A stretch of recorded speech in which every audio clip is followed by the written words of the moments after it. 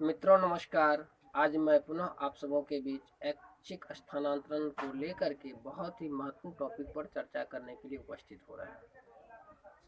मित्रों, शुरू से ही हम लोगों का एक अवधारणा रहा था कि विभिन्न संघ के माध्यम से विभिन्न राजनीतिक दल के जो विधान परिषद हैं उनके माध्यम से और हम लोग भी स्वतंत्र रूप से मेल और ट्वीट करके सरकार को और शिक्षा विभाग के सारे पदाधिकारियों को सूचित किया कि पुरुष को भी महिला एवं दिव्यांग के जैसे ऐच्छिक स्थानांतरण का लाभ दिया जाए।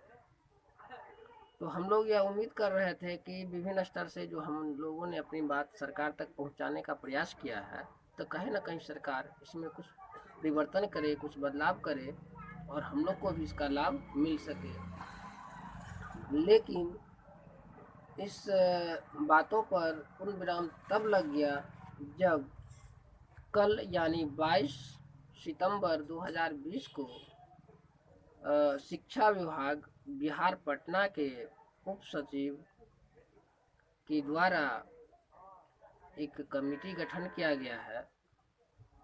नई सेवा शर्त के अनुसार महिला शिक्षिका, दिव्यांग शिक्षक एवं पुरुष के लिए पारस्परिक स्थानांतरण हेतु विस्तृत दिशा निर्देश तैयार करने हेतु अपर सचिव शिक्षा विभाग श्री गिरिवर दयाल सिंह की अध्यक्षता में 6 सदस्यीय कमेटी का गठन किया गया और इसमें स्पष्ट हो गया कि अब जो दिशा निर्देश तैयार किया जाएगा स्थानांतरण से संबंधित, उसमें विशेष करके महिला, दिव्यांग एवं पारस्परिक अर्थात पुरुष को ऐच्छिक स्थानांतरण मिलने नहीं जा रहा है।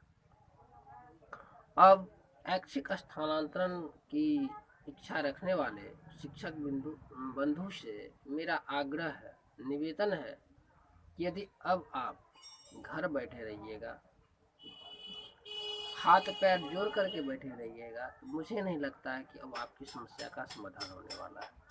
क्योंकि यदि सरकार कुछ भी परिवर्तन करना चाहती, शिक्षा विभाग यदि कुछ भी परिवर्तन करना चाहती, तो वो हो सकता था। लेकिन अब तो स्पष्ट है, अब सरकार किस नीति पर कार्य कर रही है, शिक्षा विभाग किस नीति पर कार्य कर रही है, वो तो स्पष्ट हो गया। इसीलिए यदि हम लोग एक्टिव मोड में आकर के अपनी लड़ाई को स्वयं नहीं लड़ते हैं, तो मुझे लगता है कि 5 वर्ष और हम लोगों को इस तरह से सेवा देना होगा। फिर अगली चुनाव आएंगी, उसमें हम लोग फिर आंदोलन करेंगे, प्रदर्शन करेंगे, आमरण अनशन करेंगे, विभिन्न तरह का कार्यक्रम करेंगे। तो क्या होगा, फिर उसमें से पारस्परिक सबको हटा करके ऐच्छिक स्थानांतरण सब जोड़ देंगे। तो यह प्रक्रिया चलती रहेगी। मतलब यदि आप एक शिक्षक बन करके शिक्षा विभाग में सेवा दे रहे हैं, तो वो हर पंचवर्षीय का जब चुनाव होगा विधानसभा का, उसमें कुछ दे करके आपको क्या करेगा, आपका काम आपसे लेते रहेंगे और वो अपना काम करते रहेंगे। तो अब हम लोग को यह तय करना है कि क्या हम चुनावी शिक्षक बन करके रहे या फिर अपने अधिकार को लेकर के न्यायालय तक जा करके अपने अधिकार को सरकार से ले लें। क्योंकि पूर्व में भी हम लोग देखे हुए हैं कि महिला और दिव्यांग को प्रथम प्राथमिकता के आधार पर दिया और पुरुष वाले को पारस्परिक स्थानांतरण की ही सुविधा दिया गया था। लेकिन उन लोगों के द्वारा जब संघर्ष किया गया, उन लोगों को लाभ मिल गया।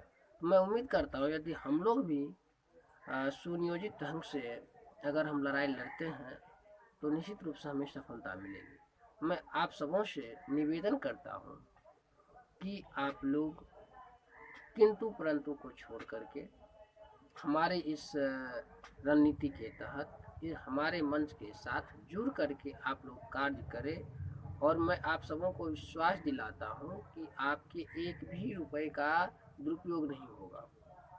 क्योंकि हम लोग कोई संघ संगठन और कोई नेता नहीं है। हम लोग भी आप लोग की तरह ही एक शिक्षक है जो घर से दूर के विद्यालय में सेवा दे रहे हैं। जितनी परेशानी, कठिनाई, समस्या आपको हो रही है, उतनी परेशानी, कठिनाई और समस्या से हम लोग भी जूझ रहे हैं। तो इस परिस्थिति में यहाँ पर किसी भी तरह का विषमता की बात उत्पन्न नहीं होती है। लेकिन विश्वास तो आप लोग को करना होगा।